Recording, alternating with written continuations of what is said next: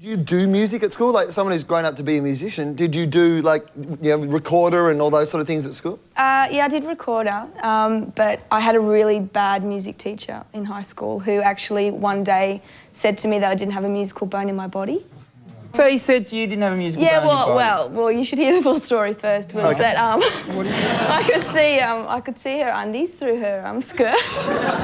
The teacher's undies? Yeah, so I was whispering to my friend that I could see them, and she caught me, and she didn't know what I was talking about, and so she got me to conduct the class. Oh, really? Through a piece of music. And you didn't do And that? I had no idea what I was doing because I'd never had music lessons. This was in like year 7. Yeah. Well, I've got one question and it was for tragic. you. What colour were the undies?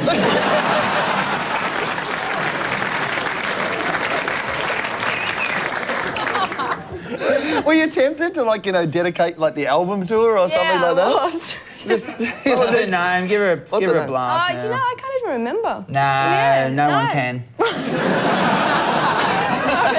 But we remember the undies. You know, you should have just called the album Stick It Up Your Ass, Mrs. Brown. Yeah, I should have. But what if that wasn't her name, though, and then you've just... all of a sudden there's a Mrs. Brown out there thinking, what did I do to poor Sarah?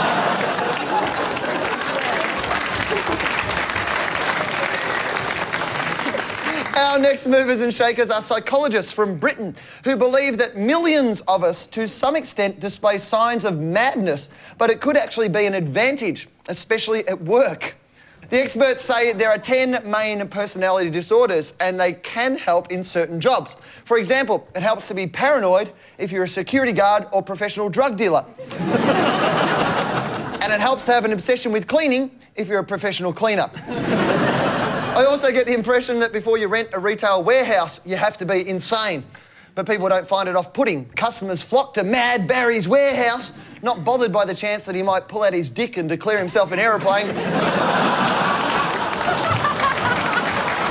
man! It's me dick on a plane! Ah! Buy me furniture! Ah! Dick plane furniture! Ah! Come down, rip me stuff off! I'm mad! Ah! Ooh! Ah! Why does having a dick make him an aeroplane? It's sort of slightly bent like a Concorde. How would that be when you're landing? Well, your dick would get in the way. As long as you had, a girl with a couple of paddles going, bring it in.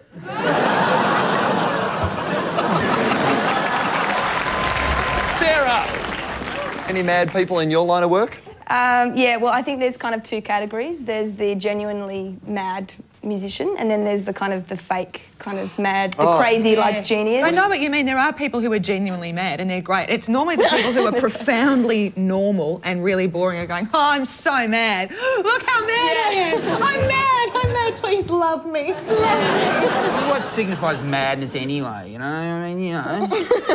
I rock back and forth. Is that a sign of madness, do you think? See, I've never seen you rock backwards and forwards. Haven't you? Maybe I'm imagining it.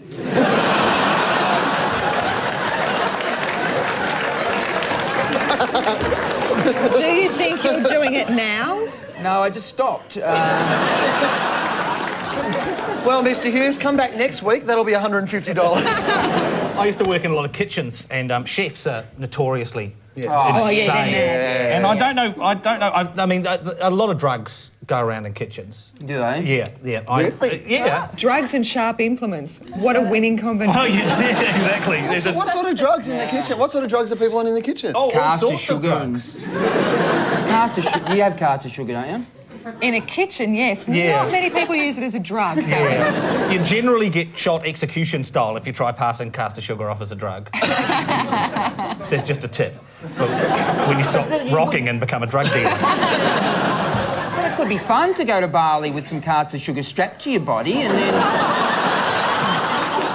then you get pulled outside and you're in jail and you go, well, at least I can make a pavlova.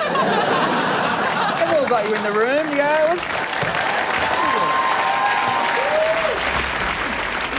Our favourite movers and shakers come from the UK, where a new survey has found that Hugh Grant, who played the Prime Minister in Love Actually, is the actor most Britons would like to see as their real leader. With Hugh as Prime Minister, maybe they wouldn't have invaded Iraq. He could have deposed Saddam with his boyish, floppy-haired charm. In Love Actually, Grant's PM falls for the woman who served him tea. In reality, he paid a prostitute to give him a blowjob in a car. So really, he shouldn't get Tony Blair's job. He should get Bill Clinton's. Dave, you've been to the movies. Who'd make a good world leader? Humphrey B. Bear. He wouldn't tell any lies. Yeah, I think that's the thing that this study is showing, is that people actually just want someone who acts like a leader. Yes, that's as opposed true. to someone who actually knows how to lead. As Who long as it does? looks like you know what you're doing. In Australia, if it was a popularity contest, I guess, like, after the Logies, like, Rove would be Prime Minister. Like, I mean, well, he's the most popular guy in the country. I think that would be great. Like, you know, George Bush rings up and goes, "We're going to war," and he'd be like, "What the?" You know? Or he could be down with the refugees just going, "Bye-bye, say hi to your mum for me." Maybe we should let TV Week decide our leaders. I'd love to see the cast of Home and Away in the cabinet. Sarah, can I ask you, who from the world of rock, or the world of movies, who would you like to see? Well, I was going to be sort of silly and say the Australian actor. Don't be silly on this show. What I was going to say was the Australian actor John Howard, because then, you know, we wouldn't have to change all of the stationery and stuff. It would be kind of cheap. That is a cost very effective. good idea. See, you've thought it through a lot further Thank than you. the rest of us. I reckon bananas and pyjamas would be good leaders of Australia. Yeah, right, why? Yeah. Well, Back that statement up with some facts. You said Humphrey B. Bear. Yeah, exactly. And you're questioning the bananas. Yeah. And no one went, he just wears a waistcoat, Dave. I know, just because of question time. Yeah. Are you thinking what I'm thinking, B1? Bang, that would be your questions. No, I've got nothing. I've got absolutely nothing. I've got no facts to back it up. You were right to pull me up on that, Dave. I'd like to officially apologise to everyone. Is this over yet? You know what the problem is? They would, if they were leaders, they'd have to live in the lodge, and the lodge is only one story, so they couldn't come down the stairs. And they'd have to get out of their pyjamas, surely. No, I don't reckon at all. That'd be great. Just hanging around in your pyjamas, eating something. Fuck, it's just, it really is over for me, isn't it? I gave everything I had for the first half of the show, and now I've got nothing. Sorry, Will. Bananas, bananas don't eat, though. What do bananas eat? Really? What? Where? How have we gone from world leaders to what do bananas eat? I think it's only a couple of seconds before Dave gets out his dick and pretends he's an aeroplane.